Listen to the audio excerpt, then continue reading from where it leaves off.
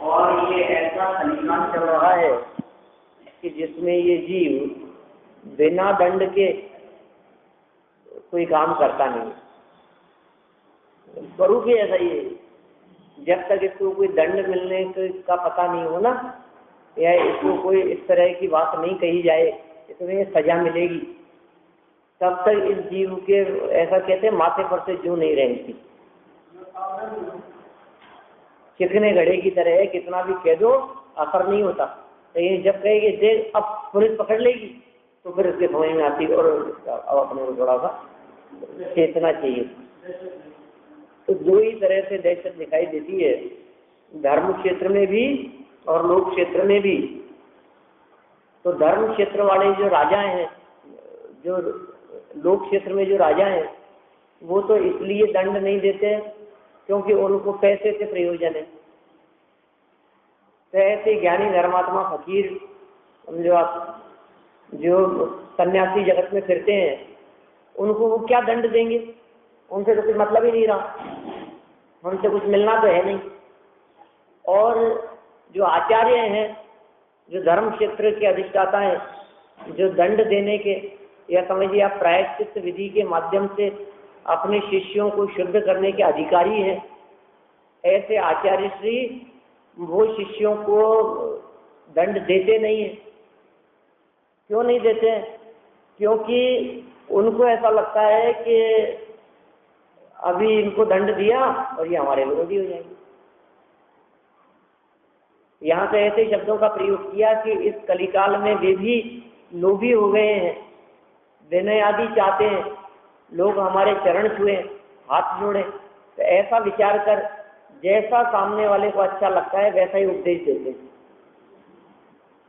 ये तो उपदेश से मतलब नहीं है, सच्ची बात से मतलब नहीं है, यथार्थ बात नहीं कहते। तो क्या कहते हैं? वही बात कहते हैं जो सामने वाले को पसंद आती है। इसलिए अब जो अच्छा आचरण करने वाले दिखाई देते हैं, वे कौन लोग हैं कि किसी के कहने से नहीं, किसी के समझाने से नहीं, मतलब सेल्फ मोटिवेशन से, मतलब अंदर की खुद की भावना हो कि नहीं ये काम गलत है, नहीं हमारा ये पद है, हमें तो ये काम करना योग्य है, इस तरह की आंतरिक भावना से प्रेरित होकर जो लोग प्रवृत्ति किया करते हैं वे ही उत्कृष्ट चारित्रवान होते हैं। लेकिन ऐसे लोग दुनिया में बहुत दुर्लभ हैं, बहुत विरले हैं, बहुत कम हैं। तो उनकी दुर्लभता और बहुमूल्यता के संदर्भ में यहाँ इन्होंने ये बात कही थी। कल अपना ये प्रकरण यहाँ पूरा हुआ, अपन थोड़ा और आगे बढ़ते हैं। स्वच्छंद प्रवृत्ति करने वालों की संगति का निषेध, ये अपने पढ़ा था कल, है ना? इसका अर्थ पढ़ते हैं अपन, श्लोक पढ़ा था, इसका अर्थ देखिए। जो प्रत्यक्ष में मुनि नहीं है, साफ साफ चौड़े दिखाई दे रहा है कि मुनि नहीं है।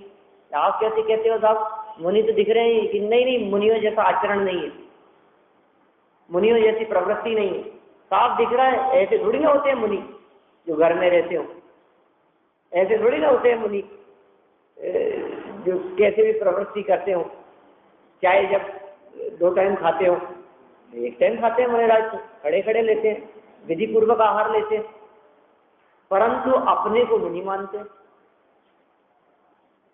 प्रत्यक्ष दिख रहा है कि नहीं है, फिर भी अपने को मुनि मानते हैं। वे स्त्रियों के कटाक्ष भरे अवलोकन से ग्रसित, और ये तो कहा कि इससे ग्रसित हो गए हैं देखने मात्र से, अंदर में विकार भाव होने से। और उदाहरण दिया, जिस तरह से बाणों के घाव से पीड़ित हिरण के समान व्याकुल होकर भ्रमण करते हैं। हिरण के जिस तरह से बाण लग गए हों तो घाव से पीड़ित होकर के व्याकुलता से सहित वो जैसा भ्रमण किया करता है, ऐसा उनका भ्रमण दिखाई देता है। वे विषय रूपी वन के स्थल भाग में कहीं भी स्वयं को स्थिर नहीं रख पाते। पंचेंद्रिय विषय और उसका वन, उस जंगल में अपने आप को स्थिर नहीं रख पाते, और ऐसे पवन के द्वारा खंडित बादलों के समान 2-3 उदाहरण दे दिए। यही मैंने किसके समान चपल और चंचल होते हैं कि जैसे बादल छा रहे हो, बहुत तेज हवा चले तो तेज हवा उन बादलों को खंडित कर देती है, विघटित कर देती है, उन बादलों को ले जाती है, उड़ा करके ले जाती है। आप समझिए बहुत तेज, बहुत घने बादल छाए हुए हैं और हवा चल रही है तेज, तो हम ही कह देते हैं कि तो बरसेंगे नहीं, अभी सब हवा में सब उड़ जाएंगे, हवा सबको ले उड़ेगी, बोल देते हैं ऐसा। ये कह रहे हैं कि पवन द्वारा खंडित बादलों के समान चपल और चंचल भ्रष्ट मुनियों की संगति भव्य जीवों को नहीं करना चाहिए। भव्य जीवों को उनकी संगति नहीं करना चाहिए। जो आत्म कल्याण करने के इच्छुक हैं उन्हें सावधान रहना चाहिए। ऐसी यहाँ प्रेरणा दिए। भाव आप देखें, इसी बात का स्पष्टीकरण कर पर्यायवाची जैसा ही है। और स्थिरता के अर्थ में स्थिर नहीं। जिस प्रकार हिरण के अंगों में बाण लगने पर वह उसकी पीड़ा से व्याकुल होकर कूदता फिरता है, जैसे बिच्छू डस ले तो व्यक्ति कूदता फिरता है, उछलता है, भागता है इधर उधर, ऐसे ही कूदता फिरता है। जंगल में किसी एक जगह स्थिर नहीं रह पाता, जंगल में स्थिर नहीं रह पाता, भागता रहेगा। उसी प्रकार इन भ्रष्ट मुनियों के अंतरंग में मानव स्त्रियों के कटाक्षमय अवलोकन रूपी काम बाण लगाए, इसलिए ये उसकी पीड़ा से व्याकुल होकर भ्रम रूप हो रहे। किसी एक विषय में मन लगाने में समर्थ नहीं है, माने उपयोग की एकाग्रता इनके हो नहीं पा रही है। अर्थात काम की तीव्रता के कारण धर्म साधन करना तो दूर, परंतु ये देखना, सुनना, सूंघना आदि विषयों में भी मन को स्थिर नहीं कर सकते। माने उपयोग की मन की स्थिरता नहीं हो पा रही, मन स्थिर नहीं हो पा रहा, चित्त की स्थिरता नहीं हो पा रही, किसी विषय में मन नहीं लगता है, ऐसी दशा इनकी हो गई। जिस प्रकार बादल हवा से बिखर कर चंचल हो जाते हैं, यहाँ वहां उड़ने लगते हैं। बादलों में हवा तेज लग गई तो क्या हुआ, उड़ने लगे बादल। उसी प्रकार ये मुनि धिकारी भावों से भ्रष्ट होकर चंचल हो जाते हैं। देखिए, यहाँ किसी मुनिराज की निंदा नहीं की जा रही है, किसी को ऐसा भ्रम न हुए कि ये मुनिराजों की निंदा की जा रही है, अपितु जो मुनि नहीं है उनके बारे में कहा जा रहा है। मुनिराजों की निंदा कौन करे, स्वयं मुनिराज कह रहे हैं। अब मुनिराज जी अपने आप की निंदा थोड़ी ना करेंगे, लेकिन ये कह रहे हैं जो व्यक्ति इस तरह से भ्रष्ट हो गए हैं वे किसी के द्वारा शरण लेने योग्य, माने धिकारी भावों से भ्रष्ट होकर जो चंचल हो जाते हैं, अरे उनकी तो होनारी ऐसी है, परंतु हे भव्य, अरे उनका तो जो होना होगा तो होगा। जो भ्रष्ट हो गए हैं उनके बारे में तो हम क्या बात करें, उनकी निंदा और आलोचना तो करना नहीं है, परंतु हे भव्य, तुझे कुछ धर्म बुद्धि है, अतः इसलिए तुझे शिक्षा देते हैं कि तू ऐसे भ्रष्ट लोगों की संगति मत कर। यदि संगति करेगा तो तू भी उनका साथी होकर दुर्गति को प्राप्त होगा। भावार्थ यह है कि भ्रष्ट मुनि संगति करने योग्य भी नहीं है। अभी कदाचित हम ऐसी बात कहें, लोग एकदम ये बात कहेंगे, कैसी बात करते हो तुम, मुनिराजों के बारे में ऐसा बोलते हो। हम क्या करें, हम तो पढ़ के सुना रहे। जो बात शास्त्र में लिखी है, जो बात ग्रंथ में लिखी है, हम तो वो बात सिर्फ आपको पढ़ करके सुनाना चाहते हैं कि यहाँ ये बात लिखी है। और हम तो ऐसी बातें आती है तो हम तो उसकी व्याख्या भी नहीं करते ज्यादा, क्योंकि जो लिखा है वो उतना ही ठीक है, उतने में ही सब स्पष्ट है। अब उसको क्या और इसका खुलासा करें। जो व्यक्ति पद से भ्रष्ट हो गए हैं, जिन व्यक्तियों का आचरण, जिन मुनिराजों का आचरण, जिन जिन व्रतियों त्यागियों का आचरण उस भूमिका के हिसाब से नहीं है, उनके पद के योग्य नहीं है, समझिए उनकी संगति करना योग्य नहीं है, ये बात इन्होंने यहाँ कही है। हम उनकी निंदा नहीं कर रहे कि उनका क्या होगा, लेकिन हम ये कह रहे हैं तुम यदि उनकी संगति करोगे तो तुम भी भ्रष्ट हो जाओगे, तुम भी दुर्गति को प्राप्त करोगे। देखो आप, इन्होंने लिखा है साफ साफ नीचे से दूसरी लाइन, यदि संगति करेगा तो तू भी उनका साथी होकर दुर्गति को प्राप्त होगा। उनका तो होना नहीं है। हाँ, उनका तो होना नहीं है, उनका तो जो होना है तो होगा, तू भी दुर्गति को प्राप्त करेगा। भावार्थ यह है कि भ्रष्ट मुनि संगति करने योग्य भी नहीं है। अब अयाचक वृत्ति धारण करने की प्रेरणा, ये सारे के सारे उद्देश्य न मुनिरायों के लिए दिए जा रहे हैं। मुनिरायों के लिए उपदेश दिए जा रहे हैं तो अपने को ऐसे लगता है तो अपने को क्यों दे रहे हैं, अपने को क्यों पढ़ा रहे हैं, अपने को क्यों समझा रहे हैं कि अरे ये जो बातें मुनिरायों के पालन करने योग्य है, यदि उसी तरह के नियम गृहस्थ भी पालन करे कि अपने पद के योग्य आचरण करना, नहीं तो भ्रष्ट हो जाएगा। श्रावक के लिए योग्य आचरण कहा गया है दिन में भोजन करना, शाम के पानी पीना, नित्य देव दर्शन करना, ये जैनी के 3 लक्षण कहे गए ना। अब यदि तुम इस योग्य आचरण नहीं करते हो तो तुम भ्रष्ट हो रहे हो, अपने पद से, श्रावक पद से भ्रष्ट हो रहे हो और दुर्गति जाने के पात्र बन रहे हो। जो जीव दुर्गति में न जाना चाहते हो, जिन्हें दुर्गति में जाने की भावना न होवे, वे अपने पद के योग्य आचरण करें। और जो पद से भ्रष्ट दिखाई देते हैं, चाहे वे सन्यासी व्रती हो चाहे गृहस्थ श्रावक हो, उनकी संगति मत करना, क्योंकि उनका साथी होकर के तू भी भ्रष्ट हो जाएगा। जो व्यक्ति रात्रि में भोजन करते हैं, समझिए जो व्यक्ति अनीति अन्याय बेईमानी इनसे युक्त रहते हैं, आप यदि उनकी संगति करेंगे तो आप भी भ्रष्ट हुए बिना नहीं रहेंगे, क्योंकि ऐसा कहा जाता है काजल की कोठरी में जाएगा तो कालापन लगेगा ही, आप असर आए बिना रहेगा नहीं। इसलिए आप सावधान रहें कि संगति से बचें। अयाचक वृत्ति धारण करने की प्रेरणा दे रहे हैं। यद्यपि बात तो मुनिराजों के संदर्भ नहीं कर रहे हैं। अयाचक, याचक माने होता है मांगना और अयाचक मतलब होता है नहीं मांगना। अयाचक वृत्ति होनी चाहिए। हम क्यों मांगे, किसी के आगे क्यों हाथ फैलाएं? हमारे दिगंबर संत मुनिराज किसी के आगे हाथ नहीं फैलाते, कैसी भी परिस्थिति बन जाए। गरिमा है उस पद की, महिमा है उस पद की। मुनिराजों का कितना उत्कृष्ट पद है। और ये सारे जगत के जीव, राजा महाराजा इंद्रादिक भी जिनके चरणों में अपना मुकुट धरते हो, वो पद कैसा होगा, वो किससे जाकर के मांगे। कह रहे इन भ्रष्ट मुनियों की संगति नहीं करने से तू ऐसी समस्त सामग्री प्राप्त कर लेगा जिनकी तू याचना करता है। अतः तू याचना रहित होकर बैठ जा। ये बात आगामी छंद में कहते हैं। माने क्या कह रहे हैं? याचना रहित होकर के बैठ जा, निर्वांछक वृत्ति धारण करके बैठ, मांगना मत। मांगने वाले लोग अच्छे नहीं होते। हाँ, मांगने से तो भीख भी नहीं मिलती। वो लोग कितने लोग रोड पर मांगते हैं और हम क्या दे देते हैं? मांगने वाले लोगों को भिक्षा में राज्य नहीं मिला करते।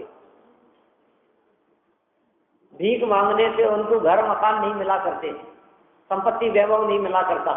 तो क्या मिलता है कि रुपए 2 रुपए कोई दे देवे तो ठीक है, 5 रुपए दे दे, 10 रुपए दे दे, बोले नहीं। मांगने वालों को क्या दिया जाएगा? सूखी रोटी। मांगने वालों को मेवा मिष्ठान नहीं खिलाया जाता।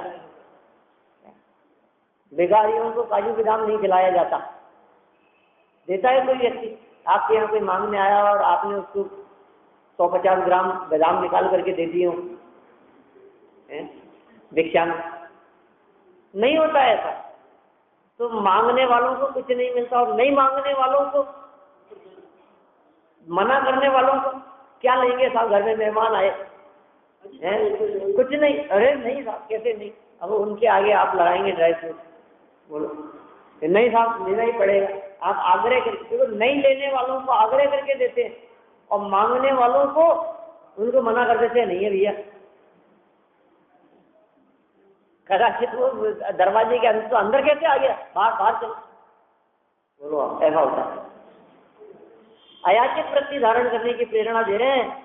याचना से रहित होकर के बैठ जा, तू जो चाहता है वो तुझे मिल जाएगा अपने आप, लेकिन निर्वांछक वृत्ति से। भिखारी बन के मत आना। अरे भगवान की चरण में भी आता है तो भिखारी बन के मत आना, भगवान के पास आकर के भी मांगना मत कुछ भी। हे भगवान, मैं तो आपका सच्चा भक्त हूँ, 30 साल हो गए आपके प्रक्षाल पूजन करते हुए, आपका सच्चा भक्त, आपका सेवक, कम से कम मेरा तो ये इतना काम तो आप मेरा ध्यान नहीं रखोगे। मैं आपका ध्यान रख रहा हूँ उसके बरसों से, आप मेरा ध्यान नहीं रखोगे क्या? थोड़ा बहुत तो ध्यान मेरी और भी थोड़ा सा ध्यान धर ले। अपने लिए बरसों ध्यान किया, तेरे 5 हुए कल्याण प्रभु, एक बार मेरा कल्याण कर दे। तुम्हारे तो 5-5 कल्याण हुए, हमारा भी कल्याण कर दो एक बार। कुछ नहीं मांग रहा मैं तुम्हारे से, कुछ नहीं मांगता, इतना मांगता हूँ कि अपने लिए तो तुमने खूब ध्यान किया है, मेरे लिए थोड़ा सा ध्यान दो ना, थोड़ा तो ध्यान दो मेरी तरफ। ये कह रहे हैं मांगने की वृत्ति खोटी वृत्ति है। देखिए वसंत चल का चंद है, 151 नंबर का श्लोक अपन मूल श्लोक पढ़ते हैं। गुणभद्र आचार्य देव इस श्लोक के माध्यम से क्या बात कहना चाहते हैं, देखिए।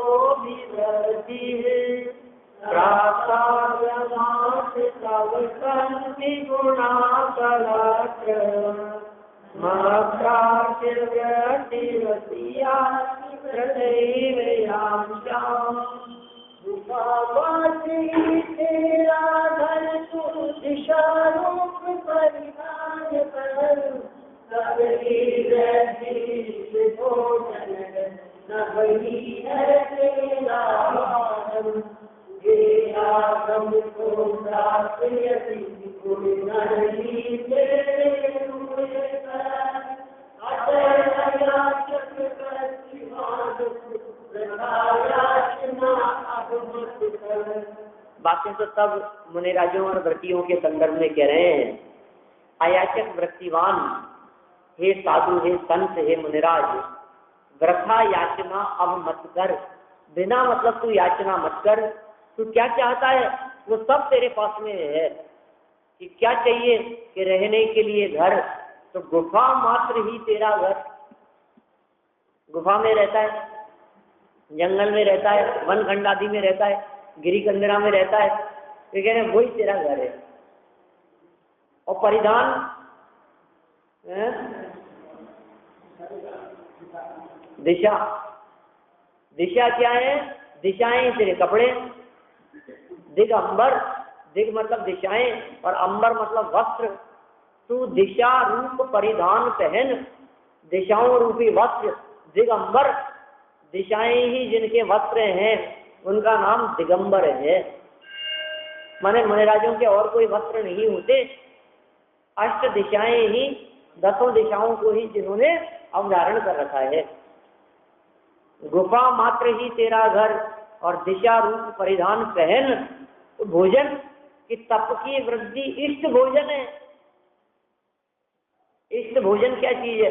कि तप की वृद्धि करना, तपश्चर्या करना, यही इष्ट है, यही भोजन है, यही चाह है। और नभ ही है तेरा वाहन, आकाश ही तेरा वाहन है। हे आगम को प्राप्त यति, आगम को प्राप्त, आगमानुसारी चलने वाले, आगम के हिसाब से चलने वाले, शास्त्रों के हिसाब से प्रवर्तन करने वाले। हे आगम को प्राप्त यति, गुण गण ही तेरे हुए कलत्र। गुण गण, गुणों का समूह ही तेरा परिवार हो गया है, तेरे स्त्री पुत्रादिक हो गए हैं। कलत्र माने स्त्री होता है, पत्नी होता है। गुण गण ही, गुणों का समुदाय ही तेरा परिवार हो गया। इसलिए परिवार तेरे साथ है, घर तेरे पास में है, अच्छा भोजन तेरे पास में है, वाहन और कपड़े तेरे पास में है। अब तो अयाचक वृत्तिवान है, इसलिए व्रथा याचना अब मत कर। इसलिए हे सन्यासी व्रती, अब तो बिना मतलब की याचना मत कर। अब तुझे किसकी जरूरत है? अर्थ देखिए, यहां जिसने आगम का अर्थ समझ लिया है उसे संबोधित करते हुए कहते हैं सबको तो क्या कहें, किसको क्या कह सकते हैं हम, लेकिन उन्हें कह रहे हैं जिसने आगम का अर्थ समझ लिया है। उसको संबोधन करते हुए कहते हैं, हे प्राप्त आगमर्थ, आगमार्थ, हे प्राप्त आगमार्थ। संबोधन देखिए आप कैसा संबोधन किया है।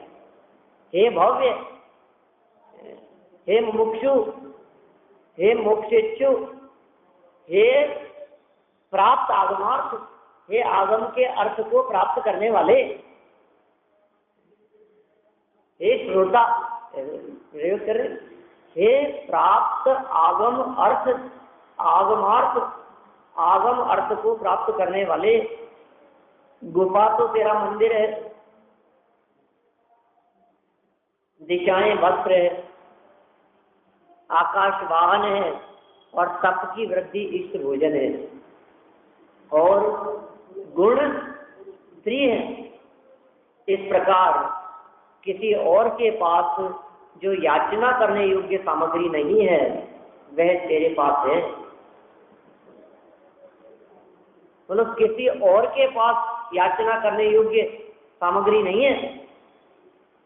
अब तो ये ऐसी सामग्री किसी और से क्या याचना करे और क्या कोई देगा, वो तेरे पास में है। अब तू व्यर्थ याचना करता है, तुझे दीन होना योग्य नहीं। याचना करने से तो दीनता ही आती है, इसलिए दीनता की भावना निकल जाए, छोटे बड़े की भावना ये निकल जाए। मान का आधार है, मैं छोटा हूं और अपने ये बड़े हैं, ऐसे जो दीनता का परिणाम है वो भी मान है, वो भी अभिमान है। भावार्थ देखिए,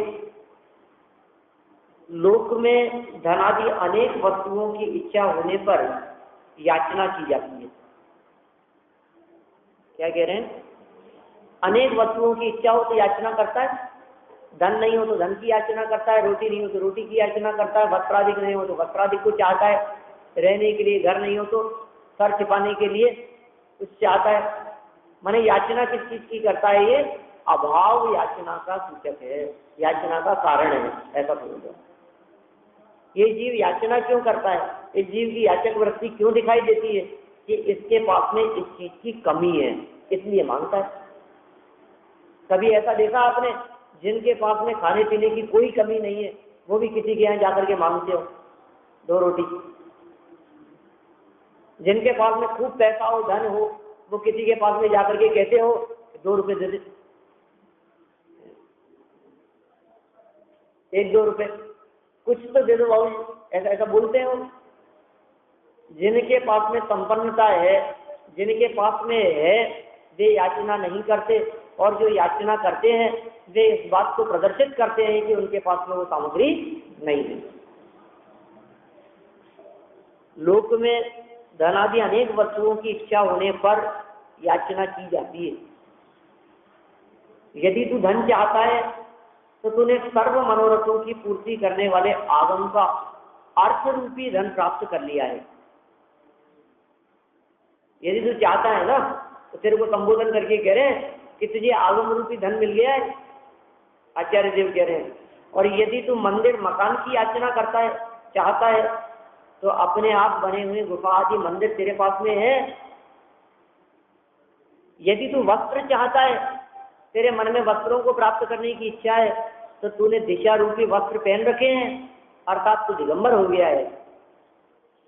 यदि तू वाहन की याचना करता है, तो तेरे पास आकाश रूपी वाहन है, जहां इच्छा हो वहां जा। खुला आकाश है, खुला आसमान है, मुनि राजों को विचरण करने से कौन रोकने में समर्थ है?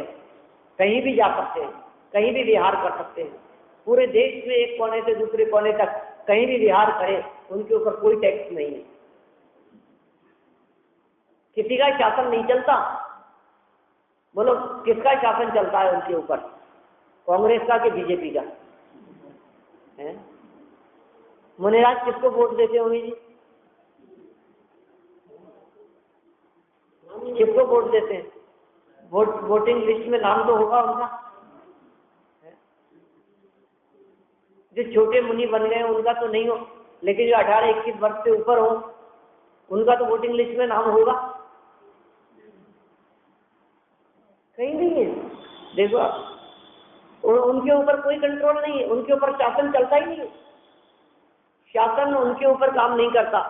जहां जचे वहां जाए, जब जचे तब जाए, घूमे फिरे, पूरे देश में सब तरफ उनके लिए खुले हैं रास्ते, मार्ग। देखिए, जहां इच्छा हो वहां जा। यदि तुझे भोजन की इच्छा है तो तेरे पास तृप्तिदायक सबकी वृद्धि रूपी भोजन है, इष्ट भोजन, तप की वृद्धि रूपी। यदि भोजन का मन होवे तो तप की भावना करना और ये विचार करना कि हो इच्छा निरोधक तप है, जो इच्छा उत्पन्न हुई है उस इच्छा को जीत लेवे, ऐसा तृप्ति प्रदान करने वाला तप, तप कहता है, तप तृप्ति प्रदान करता है। आप बनावे आप ही खावे, खाओ सुनाइए गावे, देखिए जोगी आसन बनावे, तप की वृद्धि रूपी भोजन। तथा यदि तो स्त्री को चाहता है तो क्षमा आदि गुण ही तुझे रमण कराने वाली स्त्री है, जहाँ तू अपने मन को रमा सके, जहाँ तू अपने मन को लगा सके। बोलो कैसे गजब बातें कही है। जिसके पास में ये संपदा हो, जिसके पास में ये वैभव हो, ये वैभव उससे कौन छीन सकता है। पाप कर्म के उदय में रोटियां छीन ली जाती है, छीनी जाती है, थाली पर से उठा दिया जाता है, भोजन पे बैठे हुए व्यक्ति को उठाए, उठ जाओ ऐसा आप भोजन नहीं कर सकते हो। पाप कर्म के उदय में ऐसा हो जाता है। पैसे जमा करा करके भोजनालय में जाकर के बैठे और भोजनालय से उठा दिया जाए, उठ जाओ आप, जैन नहीं हो ना, चलो दिगंबर जैन हो ना आप, हटो यहां से, ऐसा हो जाता है कई स्थानों पर। तो आप सोचिए कैसी परिस्थितियां बन जाती है पाप कर्म के उदय में। अब इष्ट भोजन क्या है? जिस व्यक्ति ने इच्छा निरोधक, इच्छाओं को कंट्रोल में कर लेना ही अपना वास्तविक भोजन स्वीकार किया हो, उस व्यक्ति के लिए कहाँ बाधा है? इष्ट भोजन की प्राप्ति हो रही है उसको। दुनिया में वस्त्र की प्राप्ति होना कदाचित दुर्लभ हो सकता है और कदाचित वस्त्र फाड़ दिए जाएं, लेकिन जिसके वस्त्र ही दिशाएं हो तो फिर कौन क्या बाधा है? दिशाओं रूपी वस्त्र जिसने पहन रखे हो, आकाश ही जिसके वाहन हो, कितने भी अच्छे से अच्छा वाहन हो, 80 लाख की गाड़ी क्यों नहीं हो, बैलून नहीं खुले, बोलो आप, और दुर्घटना में मर गए। कितनी भी बड़ी से बड़ी गाड़ी हो, कितनी भी महंगी से महंगी हो, खराब तो हो ही सकती है ना। लेकिन मुनिराज के पास में जो गाड़ी है, ये गाड़ी कभी खराब नहीं होती। कितनी भी बड़ी से बड़ी लग्जरी आपके पास में गाड़ी हो, लेकिन आपको रेड लाइट पे रुकना ही पड़ेगा। कोई रोक देगा, कहीं जांच होगी, कहीं टोल टैक्स होगा, तो आपको रुकना ही पड़ेगा। इनके ऊपर कोई टोल टैक्स नहीं लगता। ऐसा है मुनिराजों का जीवन। तो जिसने अपना जीवन कुछ अलग प्रकार का बनाया हो, जिनके चरणों में सारी दुनिया झुकती हो, ऐसे मुनिराज को इच्छा करना, वांछा करना, मांगना, ये किसी भी प्रकार से योग्य नहीं है। अरे आप सोचिए, ऐसे मुनि भूमिका भी हो करके, सब कुछ त्याग करके उनकी भी अयाचक वृत्ति की जब बात कर रहे हैं, तो हम यदि उनके अनुयायी हैं तो हम किससे क्या मांगे? पता है किसके फॉलोअर हैं हम किसके मार्ग पर चलने वाले हैं? जो अयाचक वृत्ति वाले दिगंबर संत हैं, उस मार्ग पे चलने वाले हैं हम। हमारे गुरु वो कुछ नहीं मांगते, उनके शिष्य हैं हम कैसे मांग सकते हैं? होते हैं ना ऐसे, जैसे मान लो जो गांधीवादी हैं, जो गांधी जी के अनुयायी हैं, तो गांधी जी यदि खादी पहनते थे तो गांधीवादी लोग खादी पहनते। ये क्यों? उनके शिष्य हैं हम उनको फॉलो करने वाले हैं। तो जो जिसका अनुयायी होता है उसकी वृत्ति उसी प्रकार की दिखाई देती है। हम किसके शिष्य हैं? हम किसके अनुयायी हैं? हम किसके उपासक हैं? हम किनके बताए मार्ग पर चलने वाले हैं? कि हम दिगंबर संतों के उपासक हैं, हम दिगंबर संतों के बतलाए हुए मार्ग पर चलने वाले हैं, हम सच्चे मुनिराजों के मार्ग पर चलते हैं। तो मुनिराज कैसे हैं? निर्वांछक, अयाचक वृत्ति को धारण करने वाले। कुछ नहीं मांगते। उनके शिष्य होकर आप मांगते हो, उनके शिष्य नहीं हो फिर आप, हम भी नहीं मांगते। नहीं मांगना ही श्रेष्ठ कार्य है। मैं क्या मांगू भगवान तुमसे, क्या मांगू, क्या मांगे ये प्रभु आपसे, और किससे मांग रहे हैं? जो जगत में राजा जी दिखाई देते हैं उनकी तो स्वयं भिखारी वृत्ति दिखाई देती है, और जिनकी भिखारी वृत्ति नहीं है, ऐसे मुनिराज तीर्थंकर अरंत आदि जो दिखाई देते हैं, वे किसी को कुछ देते नहीं है और उनके पास में कुछ है नहीं। देखो, जिनके पास में बहुत कुछ जगत में दिखाई देता है, वे सबके सब अधूरे हैं, अपूर्ण हैं और मांगने वाले दिखाई देते हैं। और जिन्होंने सब कुछ छोड़ दिया है, सब कुछ त्याग दिया है, अब जिनके पास में कुछ भी नहीं बचा है, जिन्होंने जग को दे दी जग की निधियां, अब वे किसी से कुछ मांगते नहीं। कैसा स्वरूप है? अब हम किससे मांगे बताओ? जिसको अभी खुद को जरूरत है उससे मांगे। किसी सन्यासी को कहीं 1 रुपया मिल गया और उसने पूछा, ईमानदार था, पूछा कि किसको चाहिए, लोगों से मांग कर पूछता रहा किसका है, किसी का गिर तो नहीं गया है, और पूछता फिरा तो सबने मना कर दिया। और कोई एक समझदार व्यक्ति आया, किस किस से पूछते रहोगे, 1 रुपया दमी क्या है उसमें, रख लो अपने। मैं कैसे रख लूँ? अच्छा तुम नहीं रखना चाहते तो एक काम करो, किसी जरूरतमंद को दे देना, जिसको जरूरत हो। कैसे पता लगेगा कि जिसे सबसे ज्यादा जरूरत हो उसकी जांच करना और उसको दे देना। राजा निकल रहा था उधर से, सवारी निकल रही थी सेना के साथ में। ये पूछा कि ये कौन है? कि राजा है। ये कहाँ जा रहे हैं? पड़ोसी देश पर आक्रमण करने के लिए। ये क्यों? कि अपने देश की सीमाओं को बढ़ाना चाहते हैं और उसको अपने अधिकार में लेना चाहते हैं। क्या होगा? ये ऐसी जरूरत लग रही है इनको, ठीक है मेरा ये फेंक दिया उसने राजा की तरफ और जाकर के लगा राजा की नाक पर। गिरफ्तार कर लिया गया, पूछा गया, उसने सारी घटना सुना दी, सारी बात बतला दी। राजा ने अपना विचार बदल दिया। जिसे और की जरूरत है वो दरिद्री है, वो भिखारी है। मतलब राजा होकर के भी यदि उसे और की चाह है, तो इसका मतलब है कि अब उससे अपन क्या मांगे? अपन राजा से जाकर के मांगे, उसको वही खुद और मांग रहा है, उसको ही खुद और जरूरत है, हम राजा से मांगे? तो फिर किससे मांगना चाहिए? कि जिसके पास में परिपूर्णता हो उसके पास जाओ आप। ऐसे मुनिराज के पास में यदि हम जाते हैं, तीर्थंकरों के पास में जाते हैं जो परिपूर्ण है, वे किसी को कुछ देते नहीं। तुम भक्तों को कुछ नहीं देत, अपने समान बस बना लेत। ऐसे हैं हमारे भगवान। हमारे परमात्मा जगत के जीवों को कुछ भी नहीं देते, भक्तों को कुछ भी नहीं देते। कैसे भगवान है? ये कैसे परमात्मा है जो भक्तों को कुछ नहीं देते? कौन आएंगे इनके पास में भक्त? ये नहीं देते तो नहीं है, लेकिन जो चीज इनके पास जाने से मिल जाती है वो दुनिया में कहीं नहीं मिलती।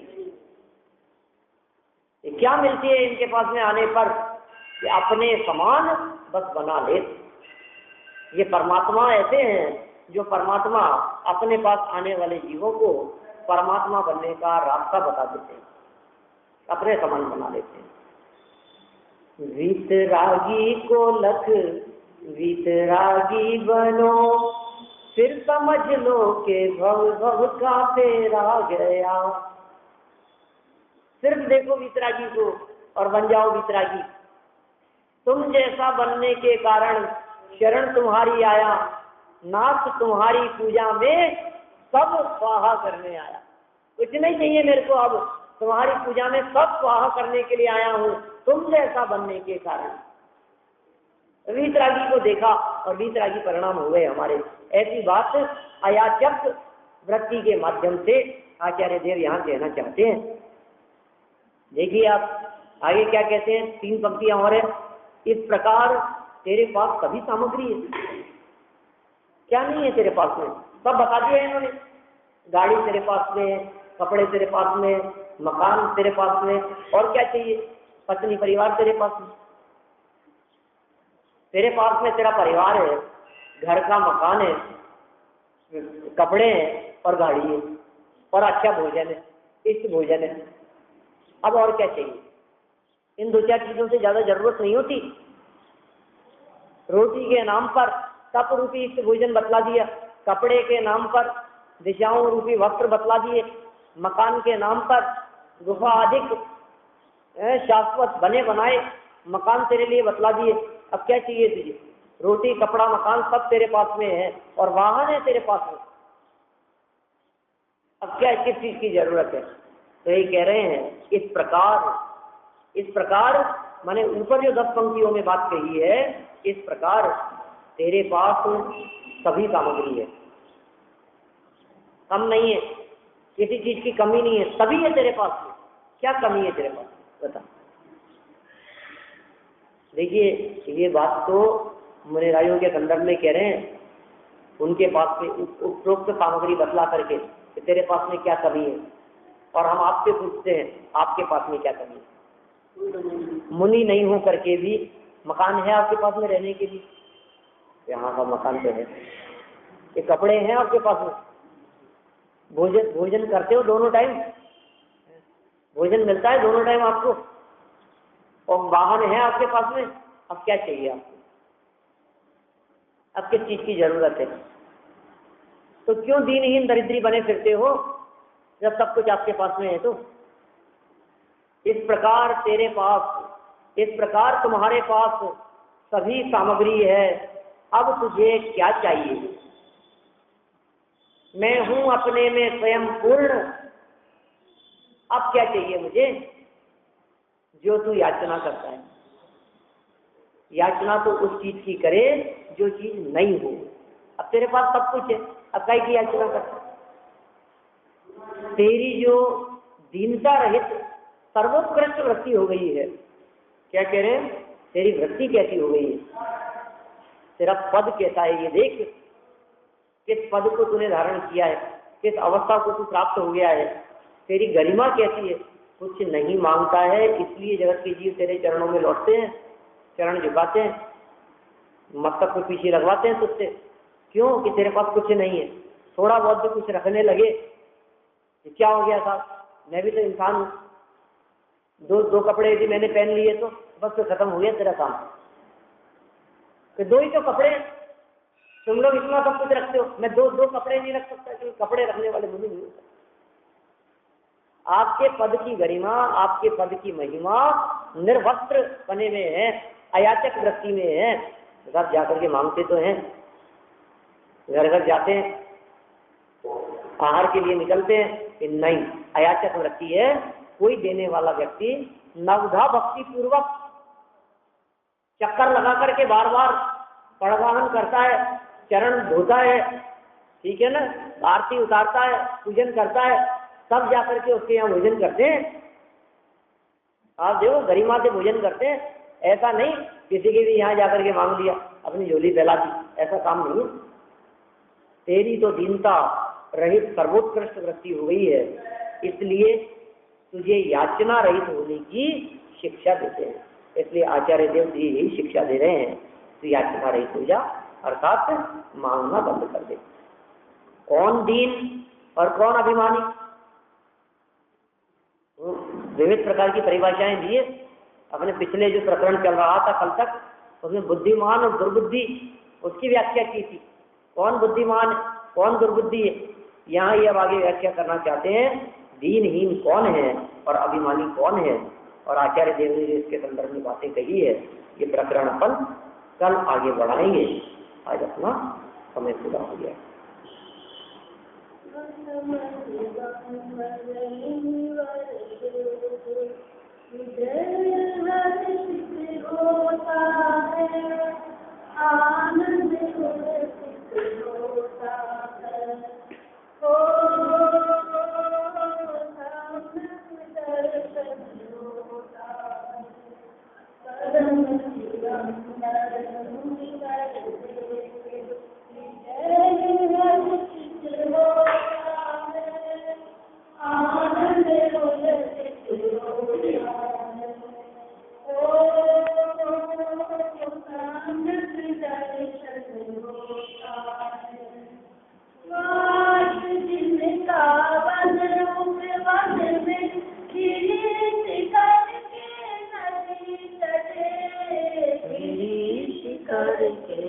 नदी तटे वास जिनका वन उपवन में गिरी शिखर के नदी तटे गिरी शिखर के नदी तटे वास जिनका गुफा में आत्म आनंद में रमे आत्म आनंद में रमे परम दिगंबर मुनिवर परम दिगंबर मुनिवर हृदय हर्षित होता है आनंद उल्लसित होता है ओ